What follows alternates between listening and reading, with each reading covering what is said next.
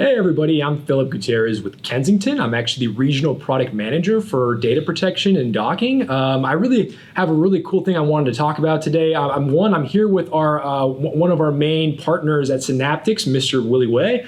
Obviously, today we're really going to just see how biometrics have actually evolved within cinema and see if it's actually real or not, right? So obviously in film, it's been portrayed as something that's so technology advanced that it's so far in the future that we really wanted to see, well, is it truly something that's realistic in today's age? So we're about to start watching some of these videos and you'll see some of our feedback and reaction. Oh wow, this is intense.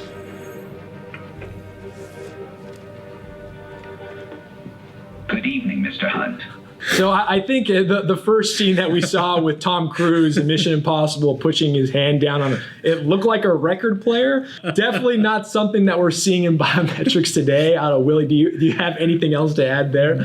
Well, biometric, you have to at least have a sensor, and with that plastic, was that yeah, place? I think a record player or a plate, I don't think you will be or able to deploy any sensor on top of that. Exactly. Yeah, I would say the same exact thing. I think that's a little definitely too far in the film universe that it's probably not quite reality. Alrighty, let's see what this next movie is all about.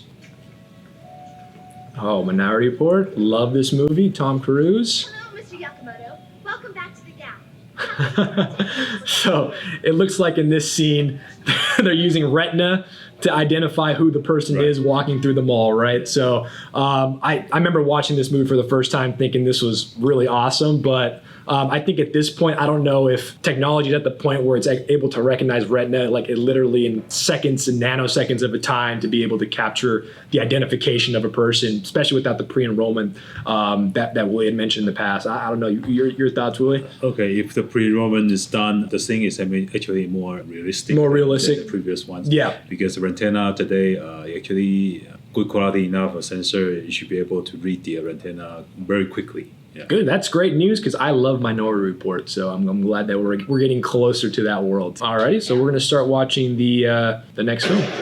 Tie your shoe. All right, we got a little Matt Damon in Bourne Identity, it looks like, or Bourne Ultimatum, maybe. Oh wow, that's very fast recognition. Yeah. Wait.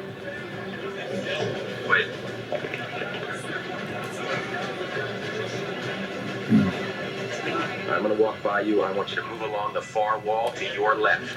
In 4, 3, 2, 1, stand up.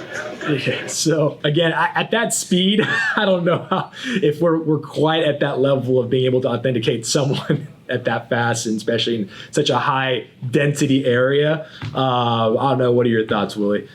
Despite the speed, I actually saw a news from China that China government, they actually have a system. I forgot the name of the system. They actually are able to look up a random person within 37 seconds. So, oh wow! So that could be a more realistic number. Yeah. Okay. So cool. That means that eventually, maybe we're at a point where we can get closer and closer to this type of reality. But definitely, yeah, to that point and that speed and Bourne Identity, it's definitely going to be tough. So let's move on to the next video here. Okay, I think it's Ant-Man. I'm looking for some stuff.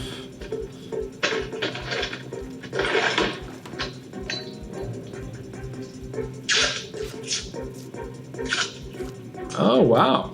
Okay, see what he's doing here.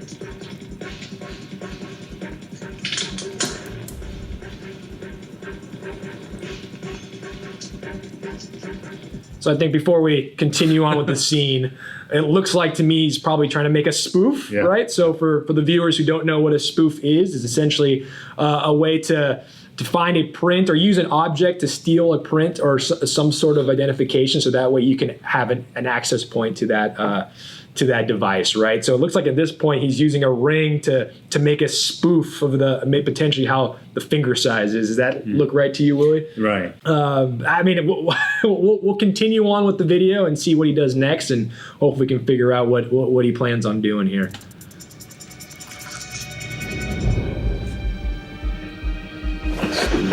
Oh, there we go.